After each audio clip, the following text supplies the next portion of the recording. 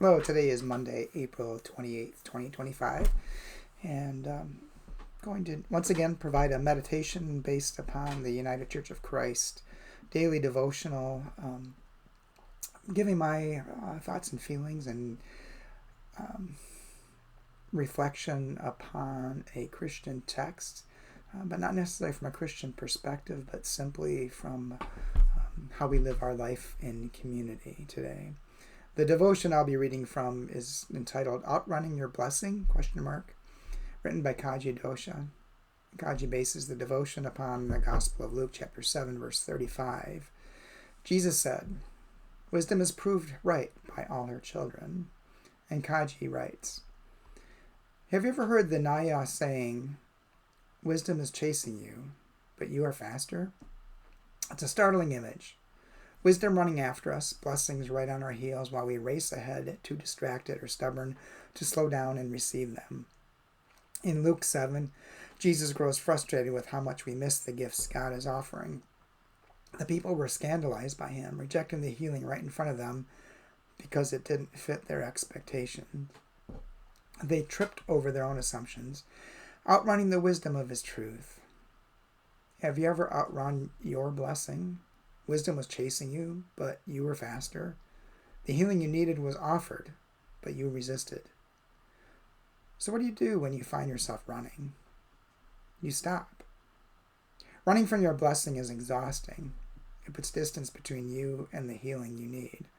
And that healing, it often requires a correction. We call that confession. Confession is the act of stopping. It's when we quit running long enough to admit what's got us tangled. Here's the good news. Try as you might, you'll never outrun God. God is behind you, but God is also before you. God is even within you. You will never outrun God. Stop just for a moment and watch what God can do. God of wisdom and grace, and Kaji's prayer, God of wisdom and grace, I confess that I have been running from truth, from healing, from you. Help me to stop. Help me to trust. Help me to receive the blessing that is right here, right now. Well, a couple thoughts I've had in reading this devotion and this scripture is that, first the scripture, wisdom is proved right by all our children. And I think we really see what a wise person is by the results of the decisions they make and the actions they take. And wisdom is also learning from our mistakes. When you make a decision and find out it was the wrong one and change, that's wisdom. And they say that as people age, they get wiser. I'm not sure that's really true of everyone, because I think in some cases, as Kaji alluded to, some people just keep running. They don't want to admit that they're wrong. They don't really grow wise, and they're always trying to fit everything into their preconceived notions of the world. The other thing that struck me with this is the presence of God. Now, whether you believe in God or the divine or whatever, I think for me, the thing that struck me is the part where she said, God is even within you. And if you think God is within you and God is within every person, it's when we stop and realize that and see the divine in others that makes all the difference in the world and how we treat one another.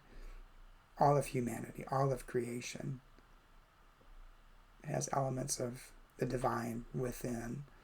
And if we treat one another, if we treat all of creation as part of the divinity, then it changes the way we act and the way we react to things. And I think we gain wisdom. Anyway, those are some of the thoughts I had as I was reading this. Just thinking about how we get along with one another, how we get along around the globe with one another. And when things go wrong is when we can't admit our mistakes and backtrack and confess, if you will, and express our sorrow at what we did and learning from our mistakes and moving forward and trying to work towards bringing us all together as one. anyway, those are my thoughts for this meditation. Yours may be different, but we can talk about it. Oh, one other thing I was thinking of too is one of the scriptures. I don't remember the exact verse, talking about whenever two or more are gathered together, there he is in your midst. And I think there's another emphasis on finding divinity in community. When we stop thinking only of ourselves, but think of the community, we find the divine God, if you will, present among us. Anyway, my thoughts for the day.